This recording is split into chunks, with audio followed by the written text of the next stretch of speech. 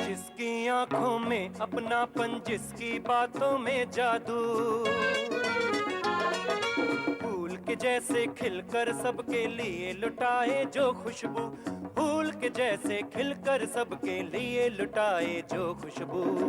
छोटे बाबू, छोटे बाबू, छोटे बाबू, छोटे बाबू, छोटे बाबू।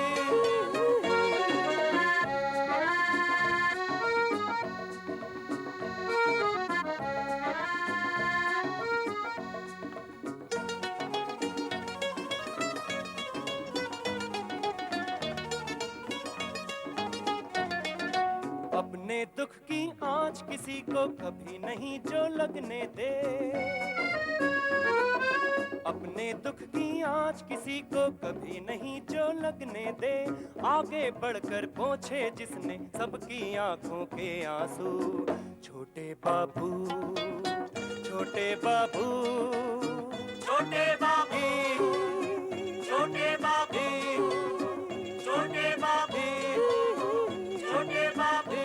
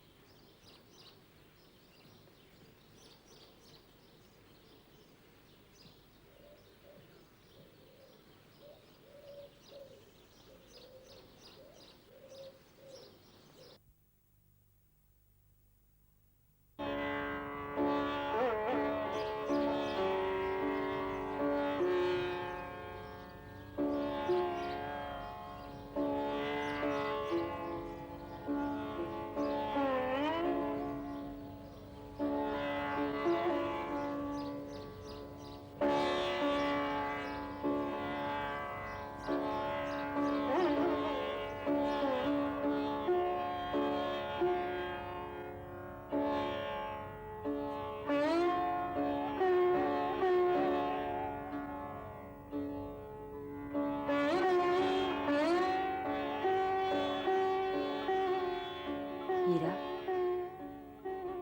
तू भी तो एक स्त्री है। क्या अपनी पूजा, अपनी सेवा से इन्हें अपनी जिंदगी वापस नहीं दे सकती?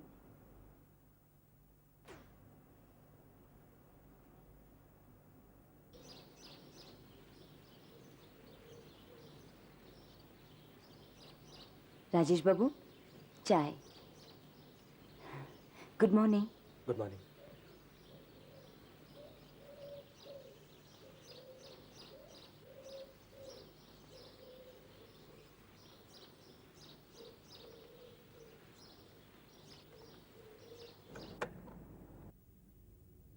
रंगावली।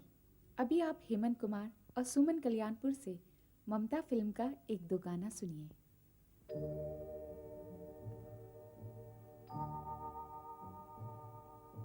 छुपा लो यूं दिल में प्यार मेरा, कि जैसे मंदिर में लो दिए की। छुपा लो यूं दिल में प्यार मेरा, कि जैसे मंदिर में लो दिए की। तुम अपने चरणों में रख लो मुझको, तुम्हारे चरणों का फूल हूँ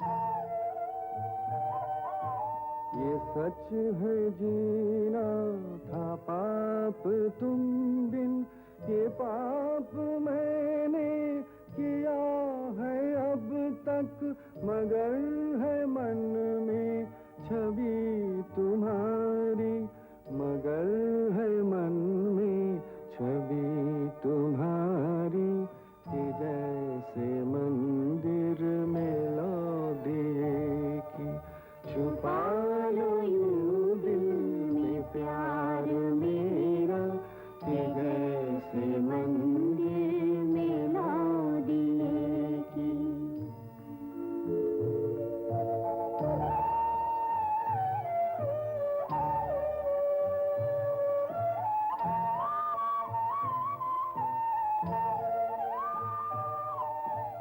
फिराग बिरहा की मत लगाना, कि जल के मैं राख हो चुकी हूँ। ये राख माथे पे मैंने रख ली, ये राख माथे पे मैंने रख ली, कि जैसे मंदिर में लो दिए की, छुपा लो यूं दिल में प्यार मेरा, कि जैसे मंदिर में लो दिए की, छुपा लो यूं दिल में प्यार मेरा।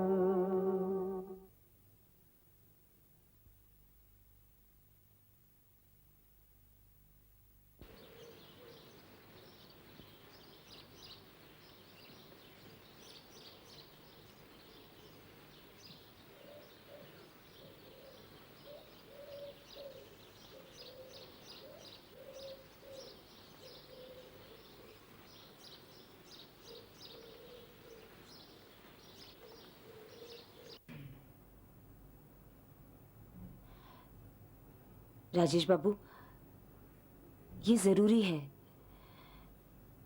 मेरे लिए नहीं, आपके जीवन में उस मीरा की मौजूदगी के लिए जिसकी इतनी बड़ी भूमिका आप इन गांव वालों के सामने बांध चुके हैं, ताकि कल को ये न कह सके कि आपने इनके विश्वास का फायदा उठाकर इन लोगों के साथ छल किया। अरे भाई कमला, जल्दी करो, मुसीबत कब से खड़ा है। बस 2 मिनट, पता नहीं मैंने बटवा कहाँ रख दिया। अरे भाई, ये तैयारियां पहले से नहीं करनी चाहिए क्या? छोड़ो भी, बाजार कहाँ इतना दूर है, घंटे भर में तो जाकर आ जाएंगे। कहाँ रखा मैं बटवा? जो भी करना है जल्दी करो। हाँ बाबा।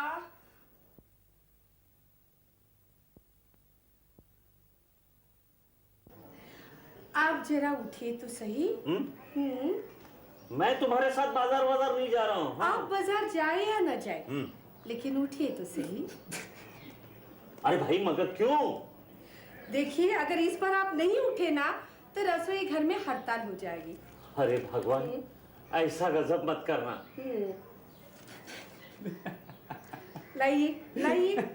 ये लीजिए। अब आ गए ना ठिकाने पे, इसीलिए मुझे बार बार बाजार जाने के लिए कह रहे थे।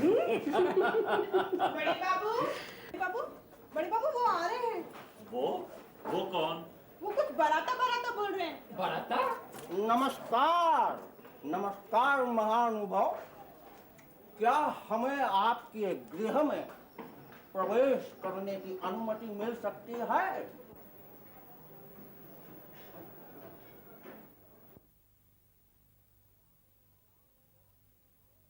क्या मैं आप लोगों को किसी और ग्रह नक्षत्र का प्राणी प्रतीत हो रहा हूँ जो मुझे प्रवेश की अनुमति नहीं मिल रही? अरे बोलिए ना आप मेरे तरफ से। बालिका जरा मेरा बक्सवा अंदर लाइए। ओ, दरअसल इसी कारण हम लोग थोड़ा सा उलझन में पड़ गए। अच्छा, तो हमारे रूप साहब मैंने आप लोगों को अचंभित कर डाला था है? जी। अगर आपको ज्यादा अनसिविलाइज्ड न लगे तो क्या मैं बैठने की अनुमति मांग सकता हूँ? जी, बैठिए, जरूर बैठिए। क्षमा कीजिए महाअनुभव, मैं तो एक आधारभूत प्रश्न करना भूल ही गया। आधारभूत प्रश्न यानी? यानी कि मेरे असमय आगमन से आप लोगों को किसी प्रकार की असुविधा तो नहीं हुई है? नहीं नहीं नहीं, कैसी बातें कर रहे हैं। राजेश तो मेरे और कमला के लिए बेटे जैसा है। यानी कि पुत्रवत? अगर मेरे बड़े भ्राता आपके लिए पुत्रवत हैं, तो पिता तुल्य आप और माता तुल्य आप मुझ जैसे तुझ को अपने आशीषों से वंचित क्यों किए हुए हैं? फिर अटक गया। बड़ा तंग किया हुआ है इसने। फेंको जो। अच्छा खत्म करो। मैं आ रहा हूँ। प्रणाम। अरे भाई को टेबुलवा को हटाओ। प्रणाम। अजी ये क्या कर रहे हैं आप? नहीं नहीं, मुझे बाधा मत पहुंचाइए। जिस तरह मैं प्रणाम करने में विश्वास रखता हूँ, उसी तरह आप भी आशीष देने में विश्वास कीजिए और मुझे इस आदरणीय आपके संबोधन के स्थान पर आत्मीयता के प्रति तुम के संबोधन से संबोधित कीजिए ना। उठो बेटे उठो। धन्यवाद धन्यवाद। बैठो बेटे बैठो बैठो। हाँ हाँ हाँ, नहीं है। आप ही बच्चे। ये सुकन्या, क्या मुझे एक जल प्याला का प्राप्त हो सकता है? क्या बोल गया? एक प्राप्त जल का प्याला? जाओ गिलास पानी ले आओ। अरे बेटे उसे क्यों कहते हो? कमला जाओ पानी ले आओ। अरे नहीं नहीं माता जी, आप कष्ट ना करें। मातृयोग के वर्षों पश्चात आपके दर्शन से मेरे चक्षु तृप्त हो गए। अरे सुकन्या विलंब ना करो, जल ले आओ जाओ। अरे जाओ ना। प्यार से डांटे। मिस्टर पंडित जी, हाँ जी। तुम सीधा यहीं आए हो या राजेश के घर भी गए थे? सीधा तो मैं कहीं जाता ही नहीं। हाँ? मैंने बड़े भाई के गृह के समीप गया तो अवश्य था, किंतु ये जानने के पश्चात कि बड़े भ्राता अब भ्रमण हेतु बद्रीनाथ गए। कहाँ गए हैं? कहाँ गए? देखिए पूछ रहे हैं कहाँ गए? बद्रीनाथ गए। मैंने वहाँ जाना उसे नहीं समझा। जल। हाँ जल। हाँ। क्या मुसीबत है। आप अकेले? मेरा मतलब है तुम अकेले गए थे राजेश के घर? यही सुकन्या मुझे ले गई थी। पथ में पहले इन्हीं से तो भेंट हुई है। यही मेरी समस्या जानकर बड़े भ्राता के लौटने तक प्रतीक्षा करने मुझे इस मंदिर जैसे पावन स्थान पर कुछ हुआ क्या ले आई। एक कोमलांगनी, मृदु भाषिनी, सुमधुर कंठ अट्टहास मृदु हासक, तेरा कोटि कोटि धन्यवाद। ये अचानक तेरे हाथ में इतने केस कैसे आ गए? ओह अच्छा, नहीं ना कोई बात नहीं। तुम्हारा अपने भाभी से कुछ झगड़ा है क्या? भाभी? भाभी कौन? अरे भाई वो अच्छा, मेरे बड़े भाई की पत्नी। बड़े भाई की पत्नी भाभी ही होती है ना? हाँ भाभी होती है। सांसारिक संबंधों के अनुसार सोचो भाभी ही कहना चाहिए। किंतु क्या? माता जी, जिस संबंध के कारण व्यक्ति के अपनों से उसके संबंध छिन्न भिन्न हो जाते हैं, ऐसे संबंध का सांसारिक नाम अर्थहीन हो जाता है। यदि हमारी बातों से आप लोगों के हृदय को आघात पहुंचा तो मैं क्षमा प्रार्थी हूँ, लेकिन हमारे बड़े भ्राता का ये विवाह हमारी यानी मेरी हमारी माता जी की इच्छा के विरुद्ध था। लेकिन राजेश ने हमें ऐसा कुछ नहीं बताया। नहीं बताया तो हम क्या करें? मैं अति स्वाभाविक है, अति स्वाभाविक है। ये विवाह हमारी इच्छा के विरुद्ध तो जरूर था, लेकिन उनकी इच्छा के अनुसार ही था। लेकिन हमें अच्छी तरह याद है क्या? कि राजेश ने हमें पहली मुलाकात में ही कहा था कि संसार में उसका माँ के सिवा और कोई नहीं है। अवश्य कहा होगा। हम दोनों भ्राताओं में बचपन से बड़े मतभेद रहे हैं। कुछ वर्ष पूर्व लोगों ने सुना था कि कन्या के माता पिता की इच्छा के विरुद्ध न्यायालय में विवाहबद्ध होने को बाध्य हो गए। उनको तो जीवन का सहचर मिल गया, लेकिन इस घटना ने मुझे इस विशाल संसार में बिल्कुल अकेला छोड़ दिया है। भैया भाभी के प्रेमांचल के अर्थविहीन मैं अनाथ अभागा होकर कैसे तैसे। ये क्या है? भोपला के दिन काट रहा हूँ। मैं जीवन के दिन काट रहा हूँ। भोपला। इतना मतभेद होने के बावजूद भी तुम मुझसे मिलने आए हो? भोपला प्रेम नहीं, भातृ प्रेम। वनवासी राम के पास अयोध्या के राजा भरत वो भातृ प्रेम ही तो खींच लिया था भारी। अच्छा अच्छा अच्छा, शांत हो जाओ बेटे, शांत हो जाओ। ये सुकन्या, पूर्व ग्रहण किया हुआ जल तुम आंसू बन के बह चुका है। क्या एक प्याला जल का और प्राप्त हो सकता है? सिर्फ पानी ही पियोगे? थोड़ा सा जलपान। अरे जल तो पिया, पान खा रहा, जलपान हो गया। वैसे एक प्याला दुग्ध शर्करा युक्त पर्वोत्त पादित वाष्पयी का मिल सकता तो अच्छा। ये किस चीज का नाम है? चाय। चाय दुग्ध शर्करा युक्त जो भी है। लेकिन मुंह हाथ तो धो लो। कमला ले जाओ इसे। इसे तुम ही ले जाओ। लेकिन ये माता जी इतनी असंतुष्ट क्यों दृष्टिगोचर हो रही हैं? ऐसी कोई बात नहीं है। ऐसी कोई बात नहीं है? ये भोपला पकड़ के चलिए, बहुत भारी है।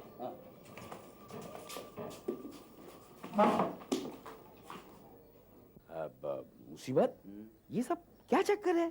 चक्कर? हाँ? मुझसे पूछता है? हाँ। अबे इससे पूछ, इससे। मुझसे क्यों चिढ़ते हो? मेरी तो किस्मत ही खराब थी जो रास्ते में टकरा गई। टकरा गई? मगर ये छोटे बाबू जैसी ये विचित्र प्राणी है कौन? छोटे बाबू के छोटे बाराता। भराता? बढ़ता। भरता? ये भरता क्या होता है? छोटे भाई। भाई ओ भाई। भाई, ओ भाई, मगर कुछ भी हो, वो जो भाई है ना, वो महान पंडित है। महान पंडित है। हाँ। अबे तेरे को ये पंडित लगता है? हाँ। मुझे तो किसी सर्कस का जोकर मालूम पड़ता है, जोकर। कमला, आखिर वो राजेश का भाई है। राजेश का भाई? मुझे तो बदमाश राजेश का दुश्मन नजर आता है। राजेश के आने तक तो शांति रखो। देखिए जी, आप उसे समझा दीजिए, वो मेरे राजू के बारे में उल्टी सील्टी बातें ना करे। नहीं तो उसने मुझे माता जी कहा है, लेकिन मैं उसे असली माँ बनकर दिखा दूंगी। भाभी, तुमने इतना सीरियसली ले लिया? अरे मैं तो तुम्हारा राजू हूं। आज मेरी बरसों की तमन्ना पूरी हो गई। आखिर कमला का हाथ राजेश के गाल पर पड़ ही गया। आप इसे तमाचा कहते हैं बड़े बाबू। मेरे लिए तो ये ऑस्कर अवार्ड जैसा है। आज मुझे विश्वास हो गया कि मेरे अंदर का कलाकार अभी जिंदा है। राजू, राजू, तू मेरे प्यार का इम्तिहान ले रहा था। नहीं भाभी, तेरा राजू तो तेरे प्यार के आगे बिका हुआ है। मेरे बच्चे राजू।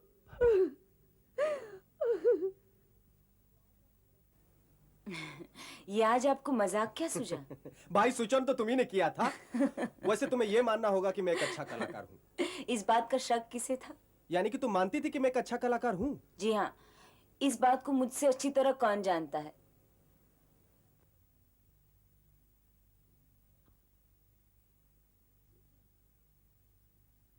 ये क्या है? तस्वीर। ये तस्वीर यहाँ क्यों लगाई है?